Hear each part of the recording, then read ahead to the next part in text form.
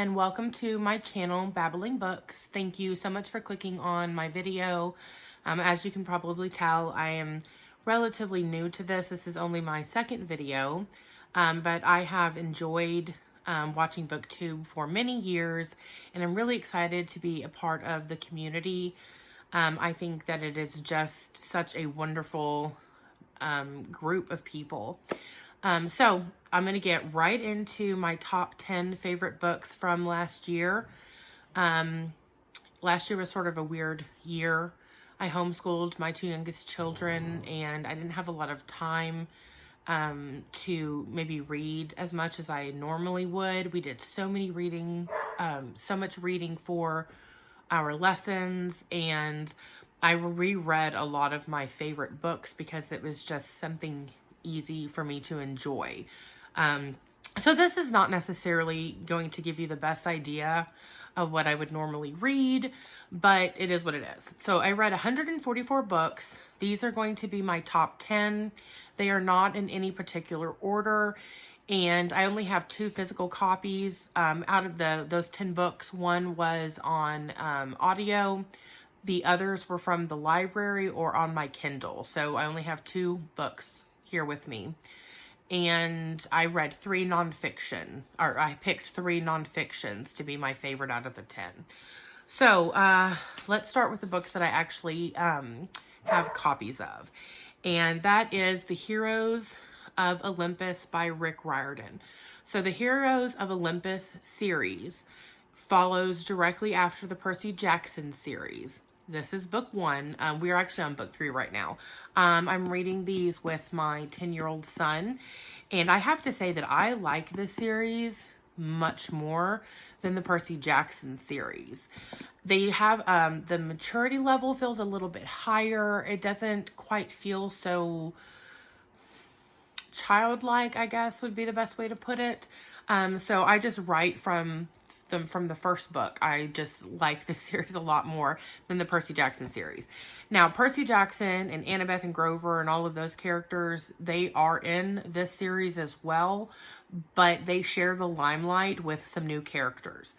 So this series is all about the prophecy of the 7. So it's about getting the 7 characters together to fulfill this prophecy.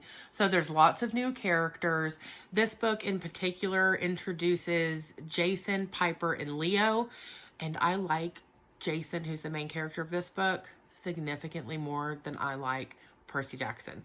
I don't dislike Percy, I just like Jason better. So if you stopped at the Percy Jackson series and you didn't keep going, I highly recommend that you give this a try. Recommend it to your children. It's a really, really good series. After that, I read this little gem. So we have Children of Time by Adrian Tchaikovsky. So this is a science fiction. It is set, well, it starts out more slightly distant future when humans have basically accepted the fact that they have destroyed Earth, and pretty soon it will not be inhabitable anymore. So they send out these large ships. Look, there's a little picture here. They send out these large ships out into the universe and tell them, go find planets to terraform so that humans will have a place to go. We follow one ship specifically. And at the beginning of the book, the terraforming process starts. I mean, like the very beginning of the book. The terraforming process is started on this planet. So the humans are up in the spaceship. They have sent down different things to start the terraforming process on a planet that's about 40 Earth years away from Earth. And things do not go correctly. So after that, the book starts to pick up speed, and hundreds and hundreds and hundreds of years are covered in the following chapters. Now that sounds incredibly tedious, but you have to understand that what the author is doing is familiarizing you with what is happening on that terraformed planet. So there, like I said, it didn't go right. So Sometimes it's just 2 or 3 pages per chapter. Sometimes it's a little bit longer, but you're following the development of this planet while you are also following humanity a little bit. And then all of a sudden, after all this time has passed, the book slows down again, and you start to follow these this terraformed planet and the humans at the exact same time, and it's heading towards their meeting. And the humans finally realizing that this terraformed planet is not what they're expecting. So I'm going to read the last paragraph on the book cover because I think it sort of sums it up really well. I personally find this book incredibly difficult to talk about without spoilers. So I'm just going to read this last paragraph here. But not all is right in this new Eden. The planet is not waiting for them, humans, pristine and unoccupied. New masters have turned it from a refuge into mankind's worst nightmare. Now 2 civilizations are on a collision course and must fight to survive.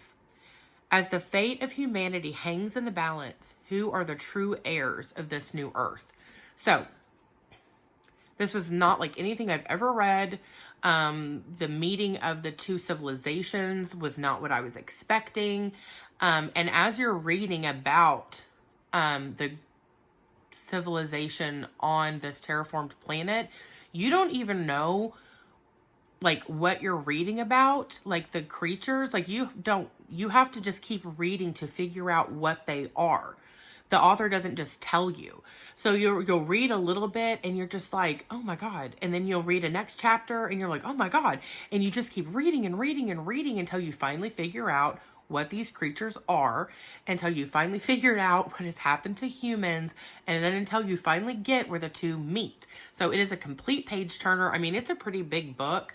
It's a little under 600 pages, and I read it in 3 days because I could not put it down. It's the only thing I did with my free time. So once again, that is Children of Time by Adrian Tchaikovsky.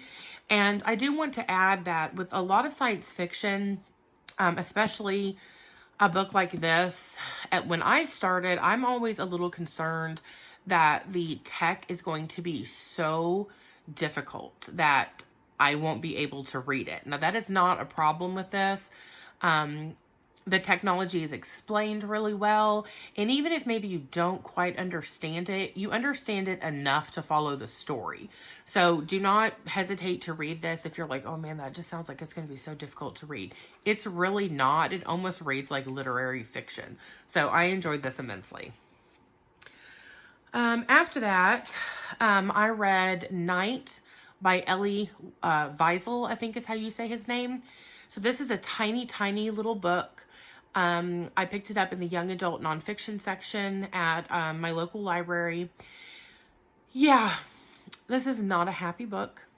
It is the author basically writes this book about his time as a child in a concentration camp or concentration camps.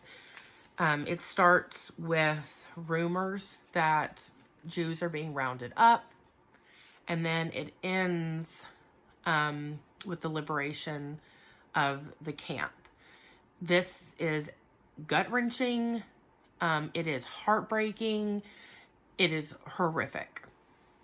Basically what you would expect with this, subject matter.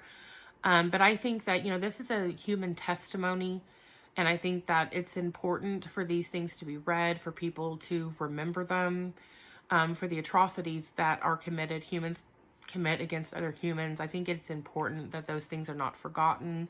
I would highly suggest upon the completion of this that you watch a Disney movie, you do something, because you will not finish this book feeling good at all. So obviously, if this is a subject matter that you avoid, then this is not for you. But I thought it was, I can't really review a book about somebody's life about this subject matter, except to say that I think that it was a very powerful book, and I'm glad that I read it. So, after that, this is a series that I reread frequently. I absolutely adore it. I have them in paperback. I have them on Audible, and the first 3 books of this series were released in manga form. I have those. My husband has read these, and they're fantastic. So the first book is the one that I'm going to talk about because it is my favorite in the series. I did read it last year, and that is Soulless by Gail Carriger, and this is book 1 of the Parasol Protectorate. So this takes place in Victorian England, but in sort of, a different reality, so to speak. It is steampunk, and vampires and werewolves have been out and part of society for about a century. And the main character, her name is Alexia Terabati, and she is half Italian, half English. The book takes place mostly in London. And she, as far as society is concerned, she's too much.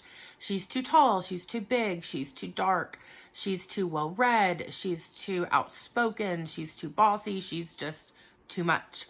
And you also find out relatively early on in the book that she is not, she's part of the supernatural community, but not in a way that you would expect. And no one in her life really knows this. And she gets involved in a mystery, and, she's considered an old maid. I think she's about 26 when the series starts. And there is a love interest, so there is romance in this book and in the series, but it is not the main focus. The main focus is Alexia Terabati, her life. And I can't recommend the series enough. The characters are so well written. They are fleshed out so well. The world is, the world building is fantastic. The characters are unforgettable. The tone of the book is very tongue-in-cheek. It's very witty. I just absolutely love them. These are one of my favorite feel-good series. And when I want to read something, but I'm sort of like in a book funk, I will frequently turn to this one until I can find something else that I want to read. So highly, highly recommend this series. Gail Carriger is a fantastic author. She has 2 other series that I love as well, but at some point I'll probably talk about those. So that is book 1 of the Parasol Protectorate, which is Soulless by Gail Carriger. Highly, highly recommend it. Next was this little gem that I accidentally, I didn't accidentally, I came across it in the new released section of the library. So I love the history of fashion. I myself am not a fashionable person. I'm a jeans and t-shirts girl. I only put makeup on to do these videos or for special occasions. But I love how fashion intermingles with culture, how it intermingles with religion, how fashion itself can tell a story about a period in time or a person, and specifically a woman.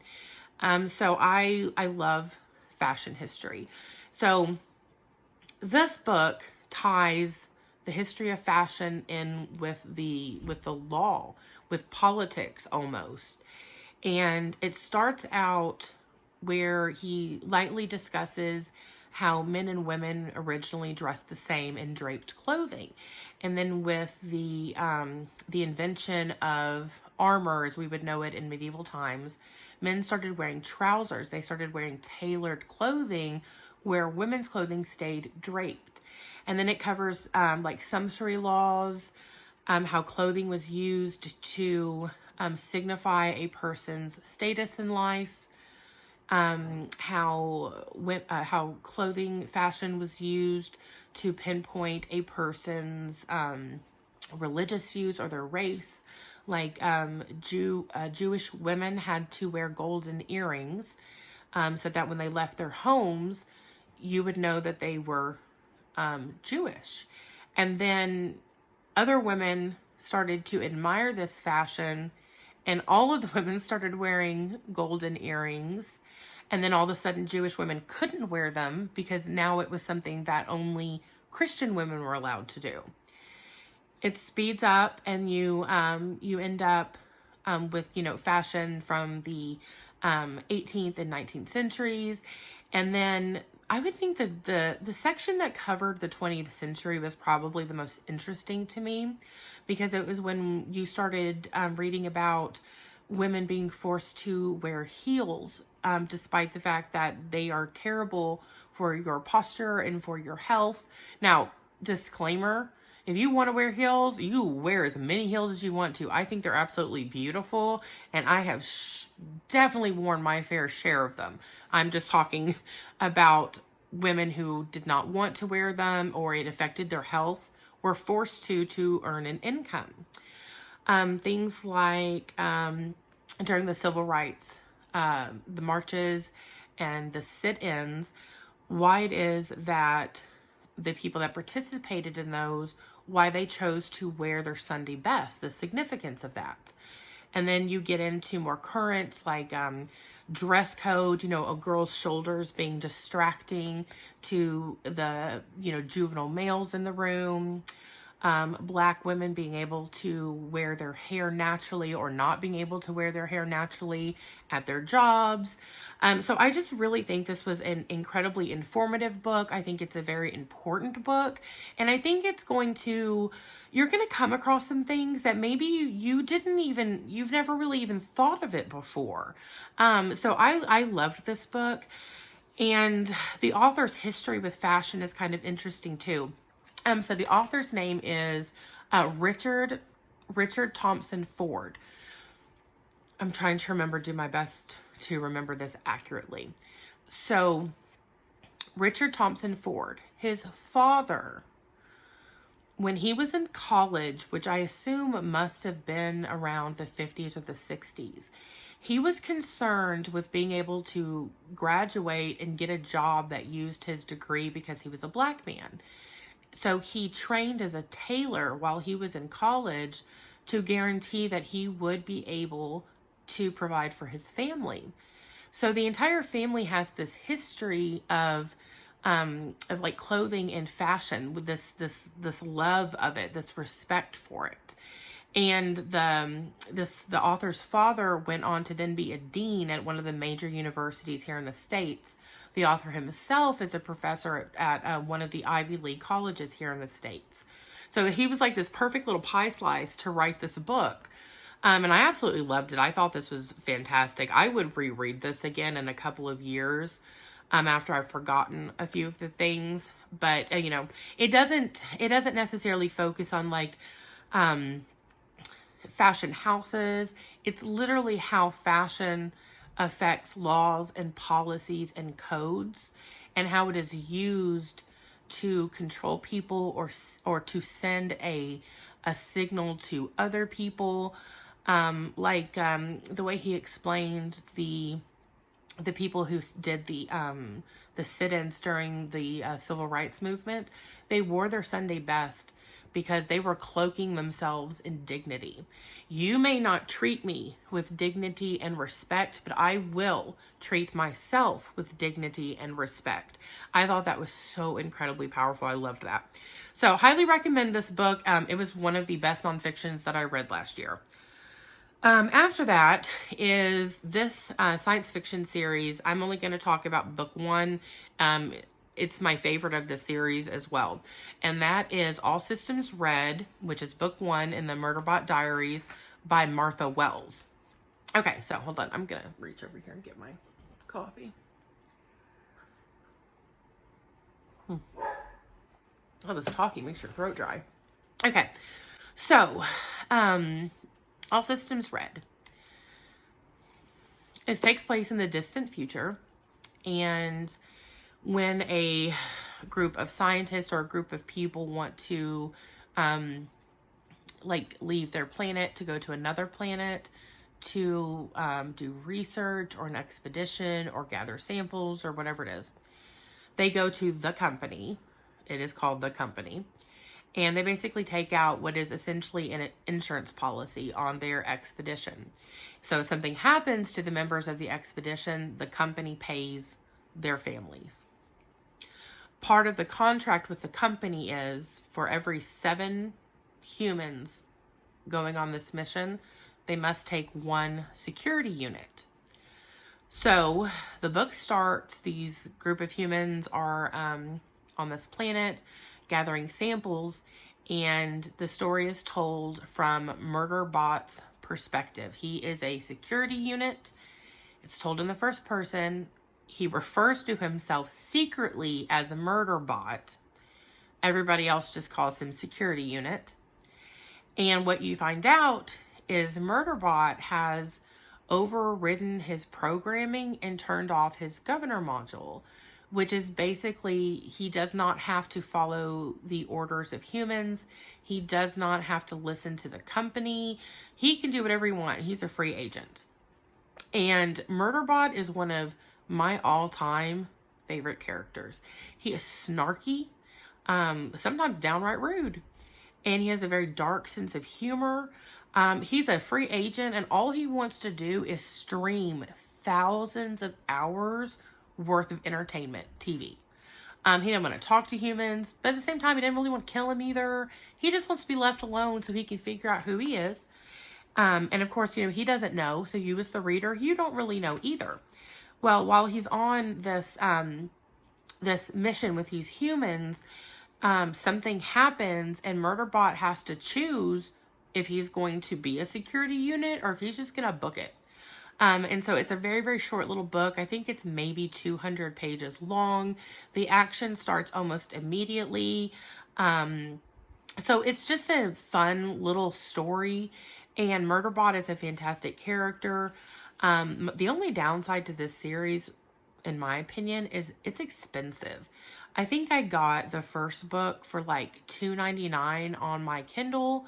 And then when I went to get the second book, it was like $17.99. And so were all of the other books. And so thankfully my library had them.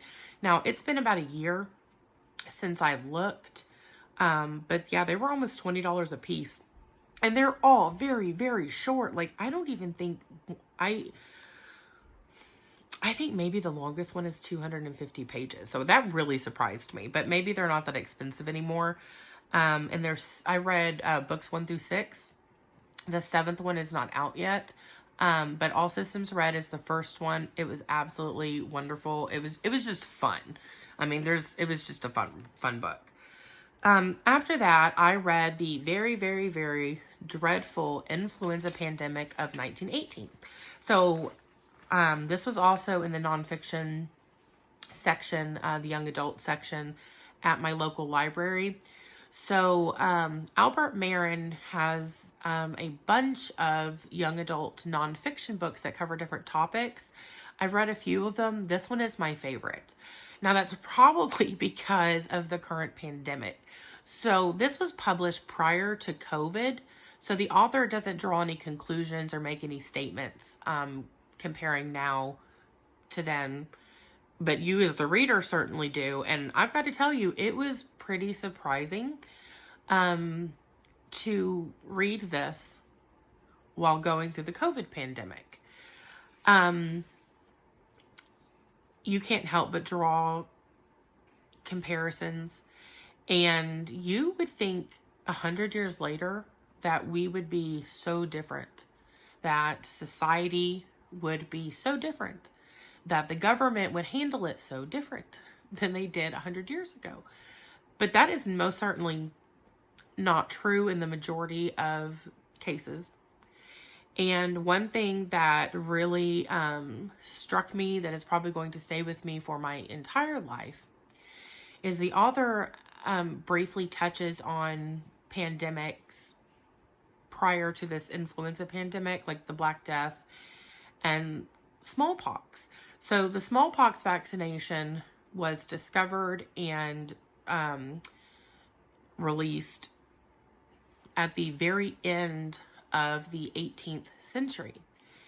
And when people started to learn how this vaccination was made, which was via cowpox, they started to freak out. And there were these little snippets released in newspapers, little comic strips, caricatures, showing people receiving the smallpox vaccination and then turning into cows.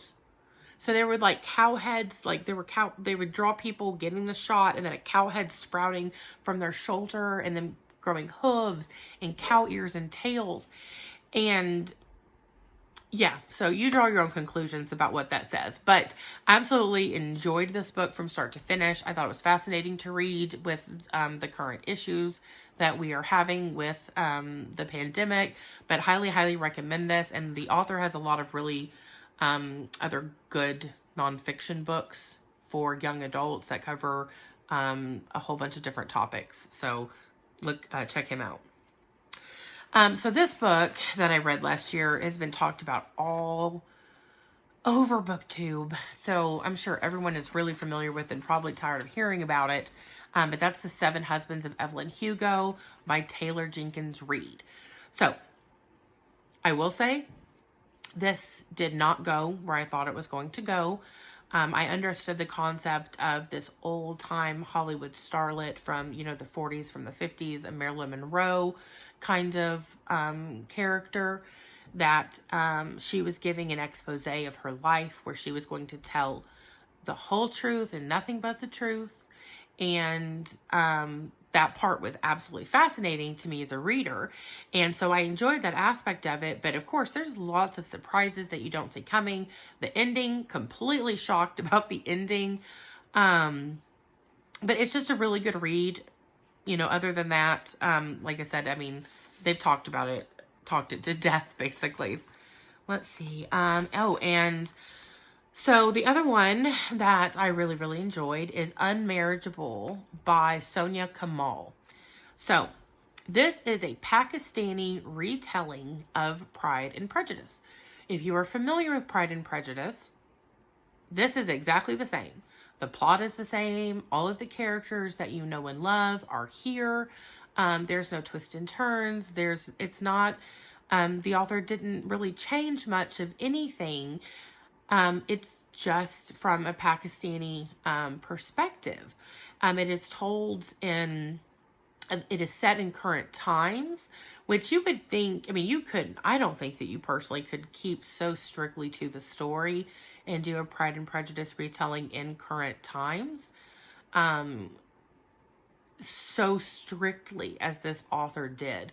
The way that the female characters in Pride and Prejudice are expected to behave is the same way that the Pakistani women were expected to behave. So that it transferred over very, very well. The author did change a few little tiny things, like instead of like a ball at Netherfield, there's this great big huge wedding. The author kept most of the characters' names the same, like Darcy, instead of Darcy, she changed it to Darsi. Instead of the character, being ill at Netherfield, she is instead in the hospital, but it still has that sort of intimate feeling to it. So if you're a fan of Pride and Prejudice, I highly recommend this. I was really sad when I was done reading it because Pride and Prejudice is one of my all-time favorite books. So I actually went and got this on audio when I was done so I could listen to it while I was going to sleep. So highly recommend that to any Jane Austen fans. It was a lot of fun. And then after that, this was the only audiobook that made the list, and that is The Expats by Chris Pavone. So this is a spy thriller, but it is not a spy thriller like Jason Bourne. It is not a spy thriller like James Bond. It is a very slow and quiet spy thriller. Sort of like Le Carre, some of Le Carre's books.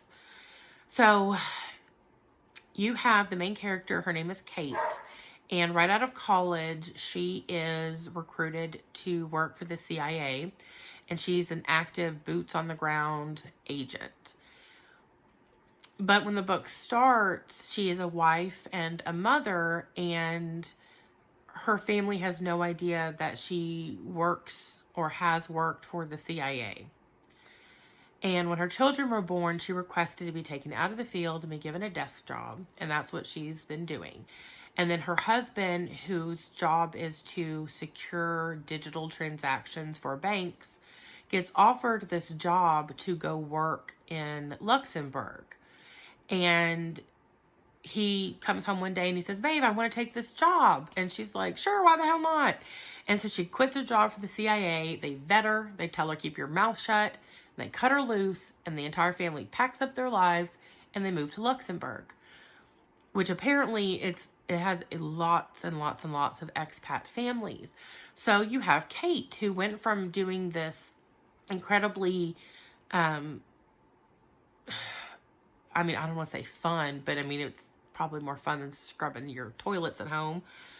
She went from having this adventurous job to working on a desk, but still having her, still being involved in it, to being a stay-at-home wife and mother.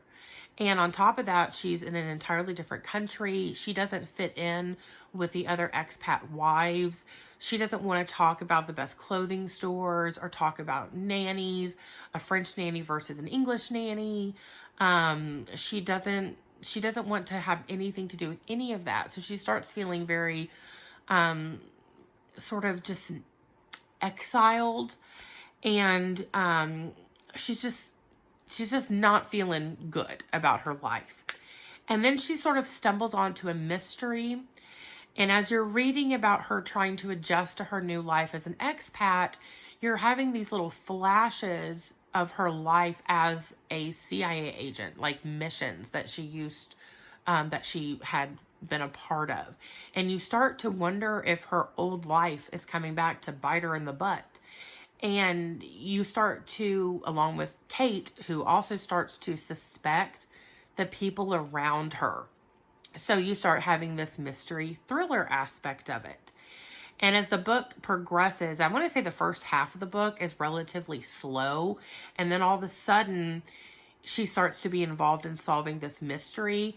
And it starts to get faster and faster and faster and more thrilling, and a little bit more action. And I really enjoyed this. I thought the idea of this stay-at-home mom who, cleans her house, does her shopping, has these torturous coffee dates with these other expat wives, that she had this whole secret action-packed life behind her. I thought that was really interesting. And I thought it was nifty to see her start to bring those skills out again. But like I said, it's still very slow and quiet compared to things like Jason Bourne or James Bond. So just be aware of that if you start this, because it takes a while for the book to start picking up speed and for the action to start.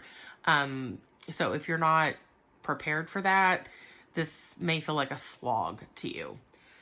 So that's it. That's my top 10 for the year. Thank you very much for clicking on my video. I hope maybe I suggested some things that you're going to love as much as I did. And just, have a good day and happy reading. Bye.